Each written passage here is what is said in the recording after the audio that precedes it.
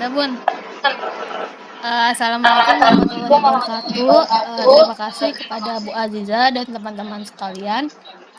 Izinkan kami dari kelompok 6 akan mempresentasikan tentang self-regulation. Sebelumnya izinkan saya memperkenalkan anggota kelompok saya. Yang pertama ada Kresno Azi, yang kedua ada Anita Aulia Sudeti, dan yang terakhir ada saya sendiri, Dianokita Syafitri. Topik yang akan dibahas pada materi kali ini yaitu ada tentang definisi self-regulation, karakteristik atau ciri seseorang yang memiliki self-regulation, penelitian yang sudah dilakukan yang berkaitan dengan self-regulation, dan bagaimana karakter self-regulasi dapat mempengaruhi dan meningkatkan kesehatan mental. Baik, dimulai dari definisi. Regulasi diri atau self-regulation itu merupakan komponen penggerak utama kepribadian manusia. Regulasi diri ini merupakan suatu motivasi dari diri yang berakibat dari timbulnya keinginan seseorang untuk menentukan tujuan dalam hidupnya.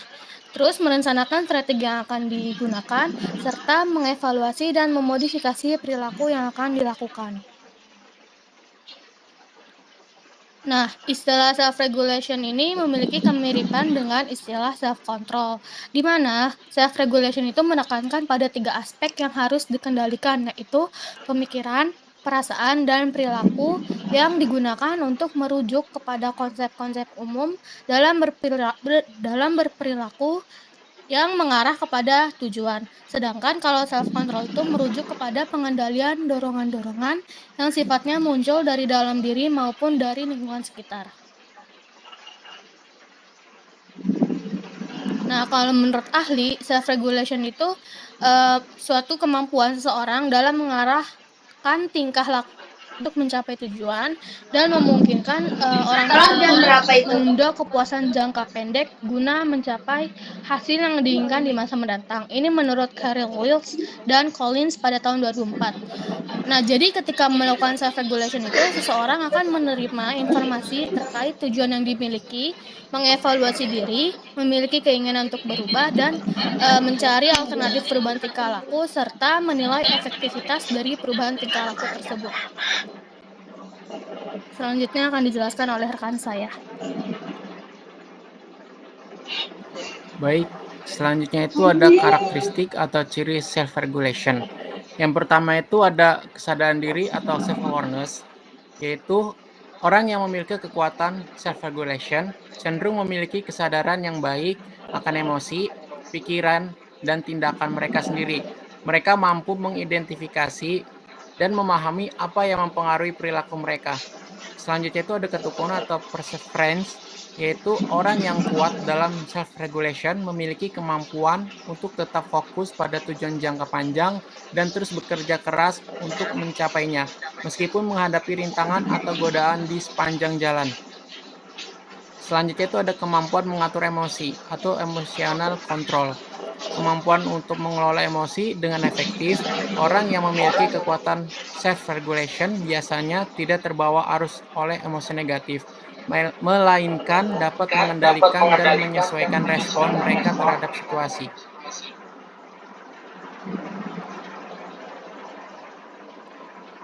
Selanjutnya itu ada kemampuan mengatur diri atau self-control, yaitu kekuatan untuk mengatur diri dan bertindak sesuai dengan tujuan dan nilai-nilai pribadi. Ini meliputi kemampuan untuk menunda kepuasan segera demi hasil yang lebih besar di masa depan. Selanjutnya itu ada daya tahan atau resiliensi, yaitu kekuatan self-regulation dapat membantu seseorang untuk bangkit kembali setelah mengalami kegagalan atau kesulitan. Mereka mampu menghadapi tantangan dengan sikap yang positif dan tidak mudah menyerah. Selanjutnya itu ada tindakan yang terencana atau deliberate action, yaitu mereka cenderung membuat keputusan yang dipikirkan dengan matang daripada bereaksi impulsif terhadap situasi. Mereka mampu merencanakan dan melaksanakan tindakan dengan efektif. Yang terakhir itu ada kesediaan untuk belajar dan berkembang atau openness to learning and growth. yaitu kekuatan self-regulation juga mencakup kesediaan untuk mengenali kekuatan, untuk mengenali kekurangan, dan terus belajar untuk meningkatkan diri. Orang-orang ini cenderung memiliki orientasi pertumbuhan atau growth mindset. Baik, selanjutnya dapat dijelaskan oleh rekan saya. Di sini penelitian kami mengambil dari judul yang namanya regulasi diri dalam membangun motivasi. Nah, studi ini tuh menghasilkan yang namanya bahwa regulasi diri ini merupakan hal yang penting dalam membangun motivasi individu, di mana si regulasi ini lebih yang namanya menekankan kepada kognisi agar dapat menangkal dan mengubah pengaruh negatif dari lingkungan sosial. Dalam meningkatkan motivasi individu itu, individu itu sendiri dengan memegang yang namanya memperhatikan 3 aspek regulasi diri. Yang pertama itu adalah metakognisi, yaitu kemampuan individu dalam membuat perencanaan, mengorganisasi atau mengatur, menginstruksikan diri, memonitor, dan melakukan evaluasi terhadap aktivitasnya. Lalu yang kedua itu ada motivasi, yaitu motivasi merupakan suatu dorongan dari dalam diri individu ini yang meliputi efikasi diri, kompetensi, dan kemampuan yang dimiliki dalam melaksanakan aktivitas. Nah, yang terakhir itu ada perilaku, yaitu perilaku merupakan upaya individu untuk mengatur dirinya, menyeleksi, dan memanfaatkan lingkungan yang mendukung. Lalu pada slide ini ada yang namanya penelitian yang kedua. Jadi saya ambil dari Self-Regulation Questionnaire in Spanish, Adolescence, Factor Structure, dan Rush Analysis. Jadi dari hasil penelitian ini menunjukkan bahwa kuesioner self-regulasi ini memiliki struktur faktorial yang baik dengan beberapa faktor dan item yang mencakup aspek-aspek seperti goal setting, decision making, learning from mistakes, dan perseverance. Meskipun kuesioner ini dianggap sebagai yang namanya alat yang berguna untuk mengevaluasi self-regulasi pada remaja, terdapat beberapa keterbatasan yang perlu diperhatikan, seperti ukuran sampel yang kecil, serta perlunya peningkatan dalam struktur internal dan fungsi kategori respons. Studi ini memberikan wawasan berharga untuk penelitian selanjutnya tentang yang namanya self-regulasi pada remaja, serta menyoroti pentingnya penggunaan kuesioner self-regulasi dalam mengidentifikasi dan mengatasi potensi tentang masalah perilaku pada populasi remaja. Dengan demikian, jurnal ini memberikan yang namanya kontribusi dalam pemahaman tentang self-regulasi dan pengembangan instrumen evaluasi yang dapat digunakan dalam konteks pendidikan dan kesehatan remaja. Tidak hanya itu, pada penelitian ini tuh sekalian menjelaskan tentang alat ukur yang namanya self-regulasi. Jadi self-regulasi ini saya ambil dari kuesioner pengaturan diri atau self-regulation questionnaire yang dikembangkan oleh Brown et al. Tahun 1999, yaitu mengevaluasi pengaturan diri subjek terhadap perilaku, dipahami sebagai kemampuan untuk merencanakan dan mengelola perilaku mereka sendiri dengan cara yang fleksibel, sesuai dengan hasil yang diinginkan. Nah, si alat ukur ini, dia tuh terdapat yang namanya 63 item dan memiliki 7 skala. Yang pertama itu ada skala input informasi, yaitu yang mengacu pada kemampuan seseorang untuk memperoleh informasi dari lingkungan mereka tentang keadaan mereka saat ini.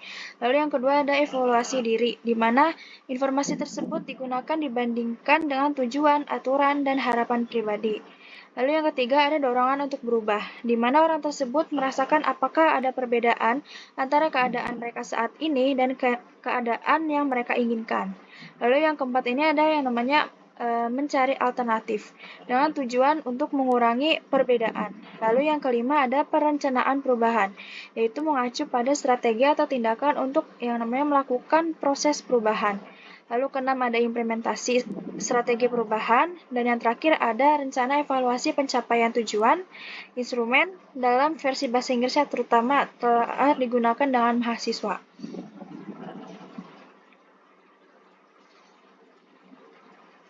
Nah, penelitian ini itu alat ukur yang biasa disebut dengan alat ukur ini, alat ukur dari self-regulasi ini, yaitu instrumen ini mengukur yang namanya pengaturan diri atau self-regulasi seseorang melalui 7 aspek yang telah disebutkan, 7 skala, 7 dimensi, yaitu misalnya kayak saya bisa melacak kemajuan saya menuju tujuan saya, terus pada evaluasi diri itu contohnya saya memiliki standar pribadi dan mencoba untuk hidup sesuai dengan mereka, dorongan untuk berubah, misalnya saya bersedia mempertimbangkan cara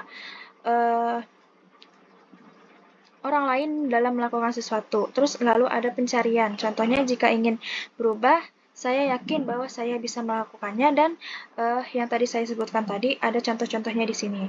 Nah, karena si SRIQ ini ada 63 item, terus dijawab dengan skala Likert 5 poin, yaitu dimulai dari yang pertama sangat tidak setuju, terus yang kedua itu tidak setuju, yang ketiga tidak pasti atau tidak yakin, yang keempat setuju, yang kelima itu sangat setuju. Gitu. Next. Lalu ada bagaimana dapat mempengaruhi dan meningkatkan pada kesehatan mental. Jadi karakter self-regulasi atau regulasi ini dapat mempengaruhi yang namanya kesehatan mental dengan cara memberikan si individu ini kemampuan untuk mengelola emosi, mengendalikan perilaku, dan membuat keputusan yang sejalan dengan nilai-nilai dan tujuan pribadi. Dalam hal ini dapat membantu untuk yang namanya mengurangi tingkat stres dan dapat meningkatkan ketahanan terhadap perilaku yang negatif, serta dapat menciptakan pola pikir yang lebih positif. Dari hal itu semua, ini berkontribusi pada kesehatan mental yang baik. Dengan demikian, self-regulation atau regulasi diri dapat membantu individu menjaga keseimbangan emosionalnya dan psikologis yang penting untuk kesejahteraan secara keseluruhan.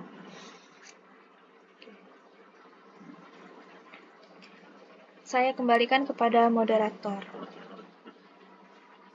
Baik, ini adalah daftar pustaka dari jurnal-jurnal yang diambil pada materi yang kita sampaikan.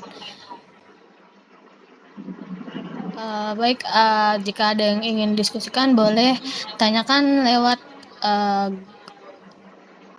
WA.